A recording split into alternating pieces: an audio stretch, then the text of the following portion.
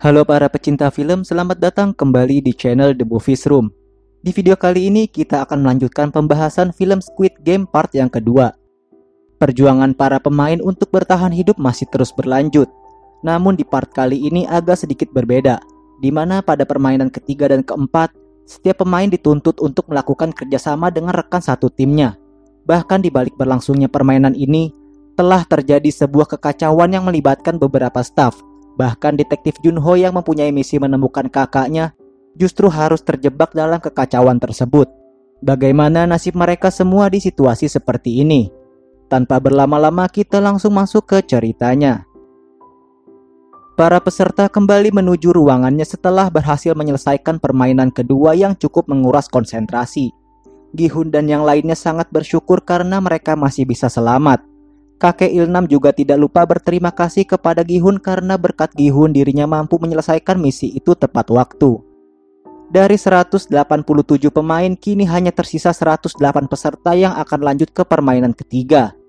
Sebelum para pemain beristirahat, para staf membagikan makanan kepada setiap pemain.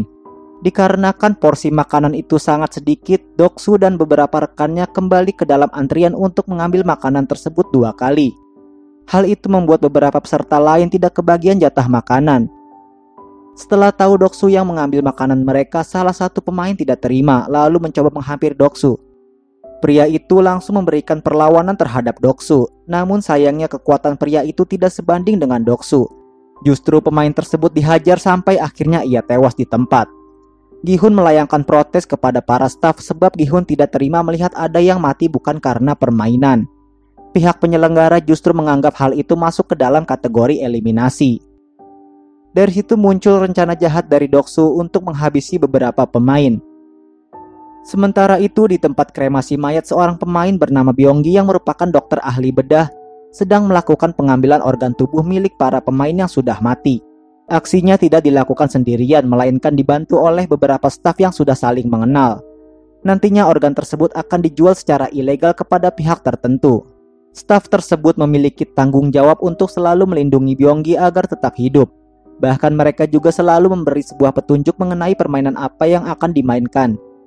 Staf itu juga berpesan agar Byonggi bergabung dengan para pemain yang kuat, sebab malam nanti akan menjadi momen yang sangat berbahaya. Saat Byonggi kembali ke ruangan, ia menghampiri Doksu untuk meminta bergabung dengan timnya. Namun ia sempat ditolak oleh Doksu. Akhirnya Byonggi memberitahu Doksu soal permainan yang akan dimainkan berikutnya. Waktu tidur segera tiba dalam 30 menit. Gi-hun serta rekannya memikirkan bagaimana caranya untuk tetap bertahan pada malam hari. Sebab Doksu bersama anggota timnya akan melakukan penyerangan kepada para pemain. Gi-hun berinisiasi mengajak timnya untuk saling menjaga satu sama lain. Bahkan Gi-hun juga mengajak Sebyok untuk bergabung dengannya. Hal tersebut ia lakukan supaya mampu membentuk tim yang kuat dalam menghadapi Doksu. Di sisi lain, detektif Junho yang sekarang menggunakan topeng persegi ikut dalam kelompok yang berjaga di ruangan para pemain, agar nantinya ia bisa menemukan kakaknya yang mungkin ikut dalam permainan itu. Saat lampu ruangan dipadamkan, momen menegangkan itu pun dimulai. Doksu langsung memulai aksi pembantaian kepada para pemain. Hal itu membuat peserta lain panik sehingga mau tidak mau mereka juga harus melakukan perlawanan demi bisa bertahan hidup. Kondisi ruangan yang gelap membuat mereka kesulitan untuk membaca pergerakan pemain lain. Doksu yang memiliki dendam pribadi kepada Sebyok memanfaatkan situasi ini untuk bisa membunuhnya. Namun Sebyok, gadis yang bisa dibilang cukup kuat, mampu bertahan dan melukai Doksu dengan pisau miliknya. Melihat kondisi yang semakin tidak kondusif membuat Sebyok pergi menemui Gi-hun untuk bergabung dengan timnya. Gi-hun serta kelompoknya sempat kebingungan karena tidak melihat keberadaan kakek Ilnam. Ternyata si kakek lebih dulu mengamankan diri dengan menaiki ranjang yang paling atas. Kakek Ilnam meminta kepada para pemain untuk berhenti melakukan tindakan gila tersebut. Akhirnya pihak penyelenggara segera mengakhiri momen mengerikan itu. Para staf segera bertindak untuk mengamankan situasi, sementara Junho tidak berhasil menemukan keberadaan kakaknya. Akibat pembantaian tersebut, kini hanya tersisa 80 pemain dari yang sebelumnya 107 pemain. Tidak terasa waktu sudah sampai di permainan ketiga. Pada permainan kali ini mereka diharuskan untuk membentuk sebuah tim dengan masing-masing kelompok beranggotakan 10 orang. Gi-hun yang sadar kalau timnya hanya ada 5 orang, segera meminta mereka untuk menemukan 5 pemain lainnya. Akan tetapi mereka hanya berhasil mengumpulkan 4 pemain. sebab kakek Ilnam gagal untuk merekrut satu pemain lagi. Kini mereka masih mempunyai tugas mendapatkan satu orang terakhir. Sementara itu Doksu yang sudah tahu jenis permainan berikutnya dari si dokter, memilih pria berbadan kuat untuk direkrut menjadi anggotanya. Sebab permainan berikutnya adalah tarik tambang, di mana dalam permainan itu diperlukan kerjasama serta tenaga ekstra dari para pemain. Maka dari itu salah satu pemain wanita bernama Miryong yang sebelumnya berada di timnya Doksu, kini dibuang dan dikhianati. Doksu tidak memerlukan pemain seperti Miryong, apalagi Miryong hanya seorang wanita berbadan kecil. Pastinya ia juga tidak memiliki tenaga layaknya laki-laki. Pada akhirnya Miryong bergabung dengan tim Gi-hun yang masih kekurangan satu pemain lagi. Setelah para pemain mengetahui bahwa permainan berikutnya adalah tarik tambang, kelompoknya Gi-hun sempat pesimis dikarenakan dalam timnya terdapat 3 wanita dan 1 pria tua. Bisa dipastikan kekuatan yang dimiliki tim mereka tidak sebanding dengan kelompok lainnya. Belum lagi permainan ini dibalut dengan konsep yang cukup ekstrim. Setiap tim akan bertanding di atas ketinggian, di mana hal tersebut sangat menguras tenaga serta mental dari para pemain. Tiba saatnya giliran tim Gi-hun akan bertanding melawan tim lain yang seluruh anggotanya pria tangguh. Kecemasan tergambar dari wajah Gi-hun dan rekannya. Akan tetapi sebelum pertandingan dimulai, kakek Ilnam membagikan beberapa strategi yang bisa membawa timnya pada kemenangan. Sebab dulu kakek Ilnam seringkali menang dalam bermain tarik tambang. Kini mereka hanya perlu fokus dan saling percaya satu sama lain. Pada 10 detik pertama pada saat pertandingan dimulai, mereka mulai menerapkan strategi yang diberikan kakek Ilnam. Hal itu cukup efektif sehingga membuat tim lawan merasa kesulitan untuk menarik mereka. Tim Gi-hun sempat membalikkan keadaan, namun momen tersebut tidak bertahan lama.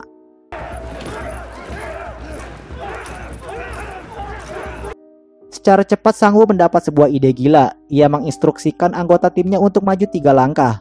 Hal itu bertujuan untuk membuat pemain lawan tersungkur. Meski pada awalnya mereka ragu untuk melakukannya, namun strategi ini berhasil menyelamatkan mereka dari kekalahan.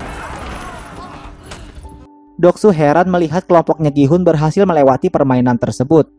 Dari semua tim yang ada, tim mereka lah yang terbilang paling lemah. Dari 80 peserta saat ini hanya tersisa 40 pemain yang akan lanjut ke babak berikutnya. Para pemain yang tereliminasi seperti biasa mayat mereka akan masuk ke dalam tahap kremasi. Namun hal itu dimanfaatkan oleh Dr. Byung-gi serta rekan stafnya untuk melakukan pengambilan organ. Di saat itu juga Junho yang masih dalam penyamaran diajak oleh mereka untuk melakukan pengiriman organ. Setelah dokter itu menyelesaikan tugasnya, ia meminta kepada pihak staf agar segera memberitahu permainan apa yang akan dimainkan selanjutnya. Namun mereka juga belum mendapatkan info dari atasan mengenai hal itu. Si dokter sangat kecewa dengan pernyataan tersebut. Sebab jika ia tidak mendapatkan info apapun malam ini, maka Doksu tidak segan-segan untuk membunuhnya. Byung-gi yang sudah tidak mempercayai staf itu langsung membunuh salah satu dari mereka. Si dokter segera kabur dan berakhir di arena permainan kedua. Seorang staf berusaha mengejar dan menenangkan Byung-gi. Staf itu rela membuka identitasnya demi meyakinkan si dokter. Di satu sisi, bisnis ilegal mereka juga tidak ingin terbongkar oleh siapapun. Namun secara tiba-tiba frontman sudah lebih dulu mengetahui perihal mengenai keributan yang mereka buat. Sebenarnya frontman sama sekali tidak peduli apabila mereka mau memakan atau menjual organ dari para korban. Akan tetapi frontman sangat kecewa jika ada pihak yang mencoba curang dalam permainan tersebut. Sebab permainan ini dibuat untuk menjunjung tinggi aspek kesetaraan dari setiap pemain. Mereka dituntut bersaing secara adil dalam menghadapi kondisi yang sama. Akhirnya mereka berdua langsung dibunuh karena berani melanggar aturan. Beralih ke Junho dan satu staf lainnya yang mendapat tugas pengiriman. Mereka pergi melewati jalur yang sudah dirancang khusus. Setibanya di titik penyelaman, staf tersebut mengancam Junho karena selama ini ia telah bersikap mencurigakan. Junho yang merupakan seorang detektif, ia kembali mengancam dengan menodongkan pistol miliknya. Staf itu memberikan informasi mengenai berkas para pemain yang berada di ruangan frontman. Setelah mendapat info, Junho langsung menembaknya dan pergi menuju ruangan frontman. Sementara itu, frontman beserta anak buahnya telah menemukan jasad salah satu staf. Ia menemukan sebuah peluru yang diyakini merupakan jenis kaliber milik polisi. Frontman meminta seluruh anggotanya untuk mencari keberadaan Junho. Sementara Junho yang berhasil menyusup langsung mencari ruangan tempat menyimpan berkas daftar para pemain. Setelah mencari satu persatu daftar dari setiap berkas, akhirnya Junho menemukan daftar nama kakaknya yang ternyata pernah ikut dalam permainan tersebut. Setelah kejadian itu, setiap pemain diperiksa oleh para penjaga. Dikarenakan tidak ada yang mencurigakan, akhirnya frontman memutuskan untuk kembali melanjutkan permainan. Saat para pemain dibawa ke arena selanjutnya, mereka diperlihatkan jasad salah satu pemain dan staf yang telah bertindak curang. Frontman juga meminta maaf atas kejadian itu. Ia berjanji akan lebih teliti lagi dalam melakukan pengawasan, agar hal seperti itu tidak terulang kembali. Pada permainan berikutnya, setiap pemain diminta untuk mencari pasangan. Seharusnya masih tersisa 40 orang apabila si dokter tidak tewas. Namun kini hanya tersisa 39 pemain, berarti ada salah satu pemain yang nantinya tidak akan memiliki pasangan. Setiap peserta merasa bimbang karena mereka harus memilih orang yang tepat untuk diajak bermain. Di satu sisi tidak ada satu pemain yang berniat mengajak kakek Ilnam untuk dijadikan pasangan, sebab mereka takut kalau di permainan kali ini akan diperlukan kekuatan. Gi-hun yang merasa kasihan dengan nasib kakek Ilnam, akhirnya ia dengan senang hati mau mengajak bermain kakek Ilnam. Waktu pemilihan telah habis, para pemain yang sudah berpasangan langsung diarahkan menuju ke arena permainan. Namun nasib Miryong sedang di ujung tanduk. Saat itu ia tidak berhasil mendapatkan pasangan, sehingga Miryong dibawa pergi oleh staf ke tempat lain. Setelah semua pemain sudah berkumpul, mereka bersama pasangannya akan didampingi oleh satu staf. Setiap pemain diberikan sebuah kantung yang berisikan 10 buah kelereng. Awalnya mereka mengira permainan kali ini akan dibutuhkan kerjasama antar pasangan untuk mengalahkan pasangan yang lainnya. Namun kenyataannya syarat menang dalam permainan kali ini, mereka harus bersaing dengan pasangannya masing-masing. Para pemain harus bisa mengambil semua kelereng milik rekannya. Berarti salah satu dari pasangan mereka harus ada yang tereliminasi. Permainan kali ini diberikan waktu 30 menit. Setiap pasangan bebas menentukan aturan bermainnya sendiri. Mereka dituntut untuk bersaing secara sehat, tanpa harus menggunakan kekerasan fisik. Sementara itu, Gi-hun justru sedang kebingungan menghadapi kakek Ilnam yang secara tiba-tiba penyakit demensianya kumat. Itu berarti saat ini kakek Ilnam sedang hilang ingatan. Hal itu membuat Gi-hun menjadi panik karena dirinya tidak bisa mengajak si kakek bermain. Dengan terpaksa Gi-hun membentak kakek Ilnam supaya ingatan kakek Ilnam bisa kembali normal dan mereka berdua bisa bermain bersama. Di sudut yang berbeda, Sang-woo dan Ali memutuskan untuk segera bermain secara adil. Namun permasalahannya, Ali sama sekali tidak pernah bermain permainan semacam itu. Akhirnya Sang-woo membimbing Ali dalam bermain tebak-tebakan. Tidak disangka justru Ali yang menang banyak dalam permainan ini. Sang-woo yang tidak terima menganggap Ali telah melakukan kecurangan. Bagaimanapun salah satu dari mereka nantinya akan tereliminasi. Melihat Ali yang terlalu polos, Sang-woo memanfaatkan situasi ini. Ia mengambil kantung kelereng milik Ali lalu menukarnya dengan kantung yang sebelumnya sudah ia isi dengan batu kerikil. Hal tersebut membuat Sang-woo berhasil lolos dan Ali terpaksa harus tereliminasi.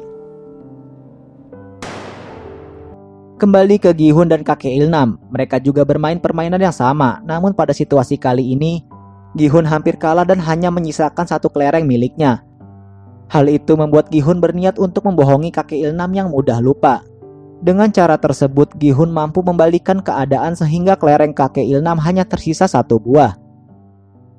Kakek Ilnam meminta kepada Gi-hun untuk bermain satu putaran lagi dengan mempertaruhkan semua kelereng milik mereka. Namun Gi-hun tidak mau karena menurutnya itu bukan peraturan yang adil. Bahkan pada permainan tadi, kakek Ilnam sebenarnya sadar sedang dibohongi oleh Gi-hun. Mengetahui pernyataan kakek Ilnam, Gi-hun sangat menyesal dan merasa bersalah atas sikapnya. Pada akhirnya kakek Ilnam memberikan satu kelereng terakhirnya kepada Gi-hun. Ia juga tidak lupa untuk berterima kasih kepada Gi-hun karena selama di karantina hanya seorang Gi-hun yang peduli dan mau bermain bersama kakek Ilnam. Di sisi lain, Sebyok yang berpasangan dengan seorang wanita bernama Ji-young akan melakukan permainan di saat detik-detik terakhir. Mereka menghabiskan sepanjang waktu hanya untuk berbincang. Obrolan mereka mengenai kehidupan membuat Ji-young mempertimbangkan kalau Sebyoklah yang lebih pantas untuk hidup. Sebab Ji-young sendiri saat ini tidak memiliki siapapun di luar sana. Ia hanya seorang gadis yang hidup sebatang kara. Setelah waktu yang ditentukan sudah hampir habis, mereka berdua segera memulai sebuah permainan. Namun di sini Ji-young tidak jujur karena telah mengalah dan membiarkan Sebyok untuk menang dalam permainan tersebut. Hal itu membuat Sebyok marah. Namun pada dasarnya Ji-young sendiri tidak mempunyai tujuan hidup sedangkan Sebyok masih memiliki ibu dan satu orang adik yang sangat membutuhkan sekali kehadiran Sebyok. Sebelum Ji-young tewas, ia sempat berterima kasih kepada Sebyok karena telah menjadi teman curhatnya sekaligus teman bermainnya. part 2 pun selesai. Sekian dulu pembahasan dari film Squid Game untuk part yang kedua. Kalau kalian suka dengan channel ini, silahkan klik tombol like dan subscribe-nya ya. Gue pamit undur diri, sampai bertemu lagi di video selanjutnya.